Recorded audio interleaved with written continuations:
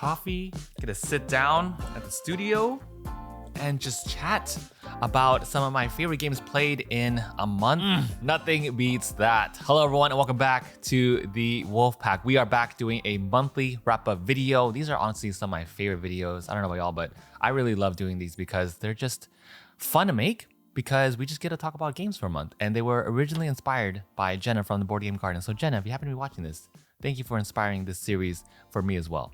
Now, like I mentioned in the unboxing in the last video, I didn't have one for July, but I do have one for August. So we're gonna go ahead and start there and talk about some of my games that I got played for that month. The first one actually is Flip 7. So this one I had Bonds over. Bonds was over for this one along with Josh and some other friends, and we just had a party game night, and it was honestly just Flip 7 because it was real quick. We didn't have too much time to game, but man, that game just continues to hit our table. It's so easy, so light, so fun. And if you don't know how the game works, it's pretty much like blackjack because you take a deck of cards and you just slap them on the table. So everyone starts off with one card, and all they're gonna do on their turn is decide whether or not they want to take another card, because you will bust if you have the same copy of that card. Hey, sure you wanna hit this? Okay, so that's the last thing. Sure. Flip.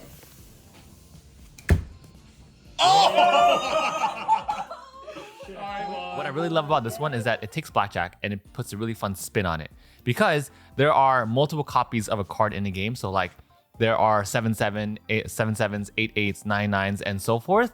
And then there are also multiple powers, so people can freeze each other on a turn so they can't take in more cards.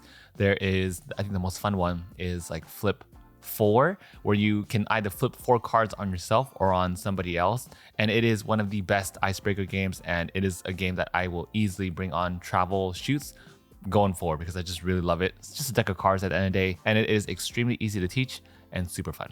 So that right there was the first game of the month, and then game number 2 was Andromeda's Edge. Now for so I got this game played, let's see here. It was 1, 2, 3, 4, 5, 7 times this month. I think total, I have about 10 plays of Andromeda's Edge. So I've gone through more than half of the factions right now. I think there are 18 factions in the game, and I've gotten to play the game across 2, 3, 4, and 5 player counts. I will be playing through Unity, which is the solo mode, and I'm very excited about this one because hopefully it does seem to be a lot more fleshed out than the ghosts for Dwellings of Eldervale. So I'm very excited to try this one out. And I will be doing one big video for Andromeda, just one more. It was going to originally be 2 different videos. It's going to be one review video and something else, but it's just going to be one. But just some like preliminary thoughts. It just continues to be such a fun game. Like, you know, Arcs was really good. Like I did a video on that saying like Arcs is too good, has so much fun with it. And it still, for me, it remains to be a top game of 2024. But man, when Andromeda hits the table, it's just a totally different aura, and I just can't stop thinking about this game. I can't stop playing it, and I can't wait to share more content from our shoots over this past weekend for Andromeda very, very soon. One last thing I did want to say about Andromeda right now, though, is that I'm very interested in seeing how this game plays with a group of people that doesn't have AP. Because every time I play this game so far, it's always taking...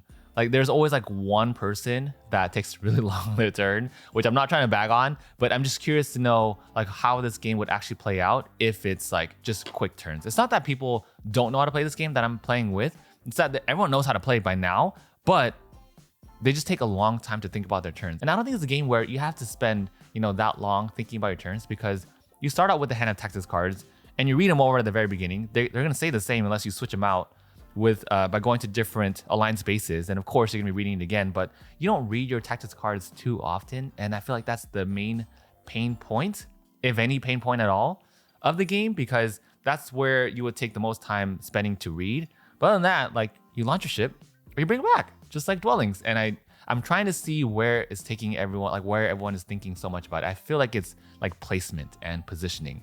That might be where everyone's just kind of wondering what to do in their turn, but I mean, until then, we'll see how it goes. Now, the next game I played in August is a game that is on my top 5 board games of all time, number 2, and that is Root. Got to play as the rats again. I like suck so bad with the rats, and it's mostly because everyone just like gangs up on me. I'm just like such an easy target, and it's fine. But I think if I had time to build up my forces in one clearing and then spread out like wildfire, let me tell you now, the rats would be crazy. But if they just get demolished early game, it's really hard for them to come back. from what I've seen so far. But had a ton of fun with it. We had a 5-player game of that. It was the rats versus the woodland lions, the lizard cult, the Irie, and the corvids. And the one that took this game was actually the lizard cult. Very, very surprising because the lizards usually lose, but it was really fun to see them take the win because I think everyone kind of just ignored them and they just sprouted everywhere and took over. It was crazy.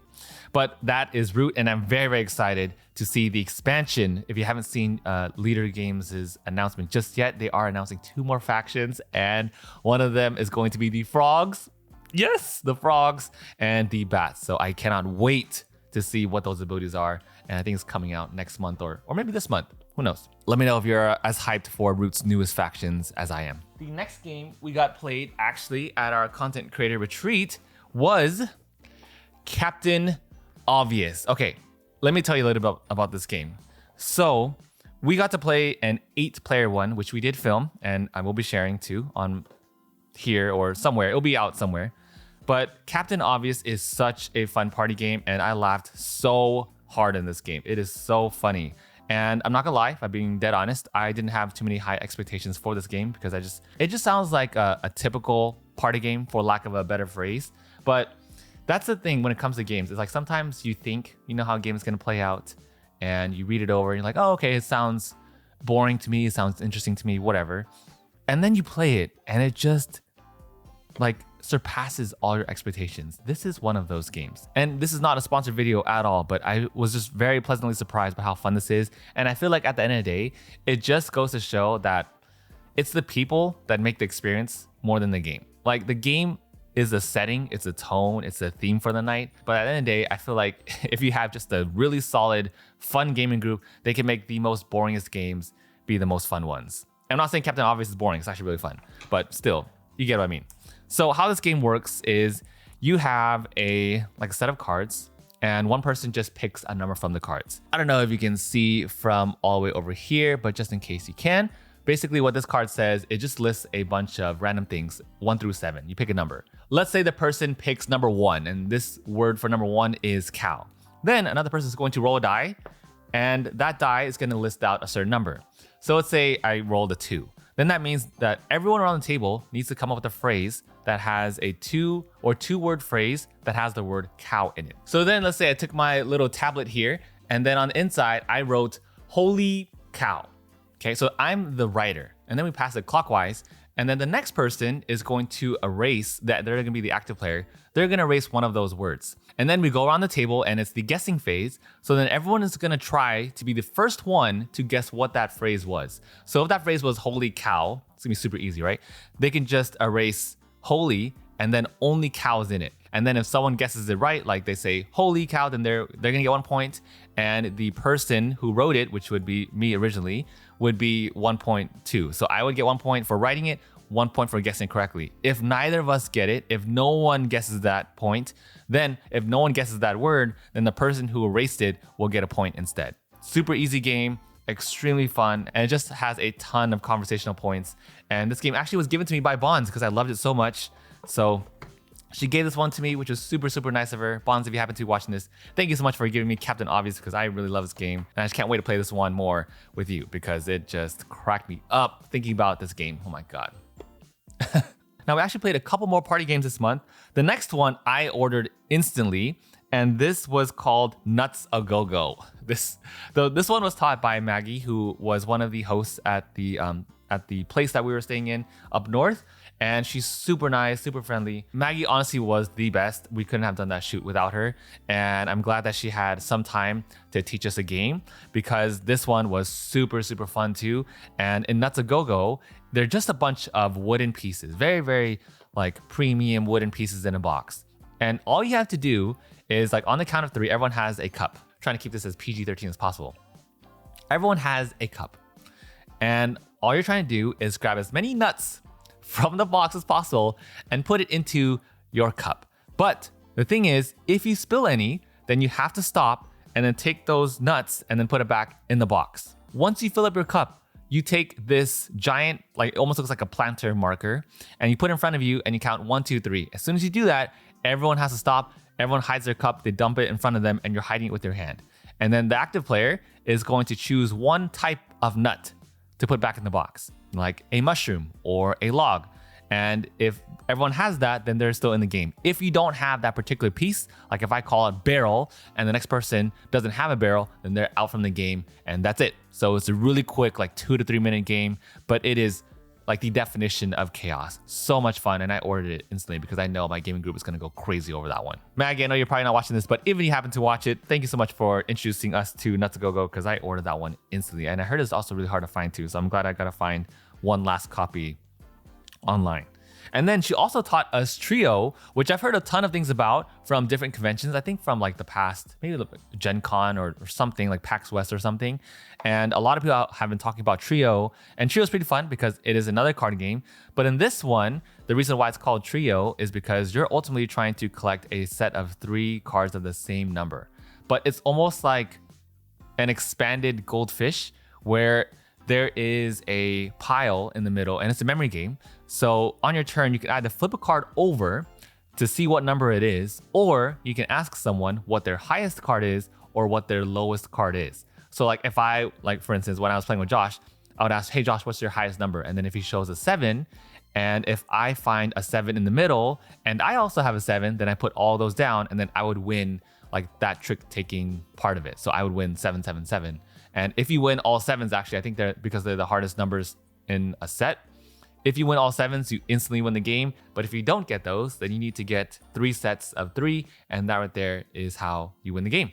And like I said, you can ask if a person has the lowest number or the highest number. I will say now that it is a very heavy memory game, but it's also a very interesting game because as soon as someone uses up their highest number or their lowest number and it's gone, then it changes. So I love how dynamic the gameplay is. And even though it's super simple, I think it's one that I don't know if I would pick up just yet, but it's definitely one that I would want to play again if someone else had it. Okay, so next up from there, probably my most starstruck moment when I got to play Castles of Burgundy with Jenna from the Board Game Garden, with Jason from Easy Cat, and with Bonds. We had a 4-player game of the deluxeified Castles of Burgundy, and it was the most starstruck moment. I think when Jason said that I've never gone to a table where everyone already knows what they're doing. I feel like I really resonated with that a lot because usually I'm always the one teaching, which is fine. I love teaching. I don't mind it.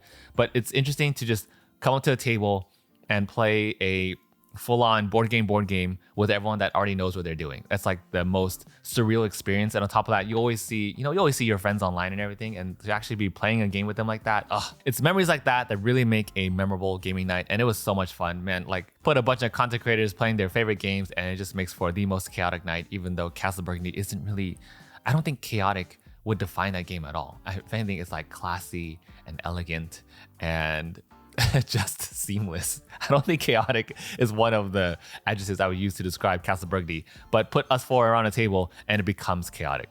So much fun. I lost by a mile because it's been a minute since I played Castle Burgundy. I forget how much downhill this game goes because the beginning matters so much. If you're not scoring those really, really big points in the beginning, you're just gonna fall behind, and it's very hard to catch up in this game from what I've seen so far. So I lost by like 100 points, which is freaking wild. And I think Bonds won by 1 point over Easy Cat. Jenna was like right there next to them. And it's also Jenna's favorite game and Bonds' favorite game of all time. So being able to experience that with them together, so cool. Okay, and then from there, I did have one more party game played and then one more 7-player game actually. So the next one that I got played was Love Struck. This game was so unhinged. But how this game works is there are people with good intent and there are people with bad intent. And I think there's like 3 people or 3 cards total for that. And then the rest are all good intent. If you're on the bad side, your goal is to be coupled up with another person by the end of the game and trigger end game through like views or something. And coupled up figuratively in game, okay? And then if you are a person with good intent, your goal is to be coupled up with another person with good intent and then also have the game finish, I think by a number of views or something. I forget how endgame is triggered, but that's ultimately what you're trying to do. And then everyone is given a role. My role was the parent, which I thought was very fitting for me. I really do act like the parent, I think. So the parent was my role, and you're trying to pretty much role play what your role is. I'll be honest, this is usually not my cup of tea, but I'm not a party pooper at all, so I always will just be down to play whatever. It's not a game that I would get, but it is a game that I would be down to play again if it's just a crazy group of people. And then from there, the last game that I played this month was Critter Kitchen. And I think what we played was ultimately like a very, very close edition of the final game. It's a very developed prototype from what you've seen. If you ever saw the original campaign or if you backed the original one, it's so different now. In terms of like the components wise, it's so premium. Like there are metal stars, the player boards insert along this game trays thing. Like you need to see the campaign and the updates for it now because it just looks so stunning. And I cannot wait for the final form of that game because it is ultimately a 7-player game. And it plays pretty quickly at 7 players because it is simultaneous. Ultimately in Critter Kitchen, if you don't know how it works, is you are playing a bidding mechanism where you have 3 workers. And those workers are ultimately trying to go to a specific restaurant or store along this main central board. It looks just like Flamecraft, actually. It looks very similar to Flamecraft in terms of that very long, elongated board. And each worker can carry a different amount, and they also have a different speed. So like there's a mouse, which is super fast and can only carry 1 though. And then there's a lizard, which can carry 2 and a speed of 2. And then there's a boar, which is like the slowest one, but can carry 3 things. And you're ultimately trying to collect different ingredients to ultimately serve to different chefs at the end of 3 rounds. And at the very end, you're trying to serve it to the ultimate chef connoisseur, whatever the word for it is, a restaurateur. I think what I love the most about that game is the way endgame scoring works. There's just a ton of things to think about.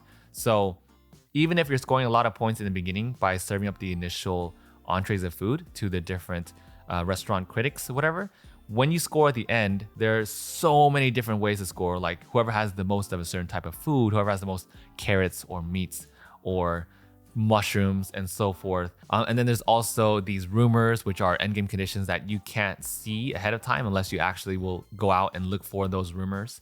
And there's just so many other different ways to score that I really, really enjoyed about that game. And it makes gameplay very, very interesting and exciting because you don't know who's going to win, even if someone's winning all those points in the beginning. Because for me, that's exactly what I did. I think I focused too much on early game points, and the end game points is where everyone was really scoring a ton more points from there. So 7-player worked out way better than I thought it was. There were a ton of modules to play with, and overall, I just cannot wait for the final production of that one because Critter Kitchen is so much fun. The 7-player count is always a tricky one because I always want to play a board game, which is like Scythe, but no one's ever down to sit down and play Scythe for that long of a time, especially since the group that I play with, like they kind of know Scythe, they played it once or twice, but it has to be really seamless and everyone really has to know what they're doing in order to do a 7-player game, which is not always the case. And we end up just reverting to party games. But now we have an option for a 7-player strategy game, and that is what I'm most excited for. So yeah, those were all the games that I played this month or last month in August, which I think was a ton of different games. My favorite game of the month is, of course, the one and only Andromeda's Edge. But if I'm going to highlight another game for the sake of giving some more exposure to them, it would be Captain Obvious. I think Captain Obvious surprised me the most, and it was a game that I wanted instantaneously as soon as I finished playing it. So huge thank you to Bonds for giving me this game because it's definitely one that I want in my collection immediately. Captain Obvious gives a really nice spin to party games that I wasn't expecting, and it's definitely one that's going to hit the table way more frequently. This was definitely another win for this month because I didn't have another game that I didn't enjoy. I enjoyed every single game that I played this month. I just wouldn't like go out and buy Love Struck, and I wouldn't go out and buy Trio, but I did enjoy those games a lot, and if like someone else had it, then I would be down to play it again. But it wouldn't be one that I'd want to buy for my collection. If you made it to the very end, I know many of you enjoy Root as well, but if not, you can go ahead and just pick any animal you want. Go ahead and comment Frog, Team Frog, or Team Bat for the upcoming factions that you're most excited for down below. For me, it's 100,000% Team Frog, even though we're all about the wolves here, but I don't think wolves would count as a woodland critter. So with that said, thank you all so much for watching, and I'll see you all in the next one.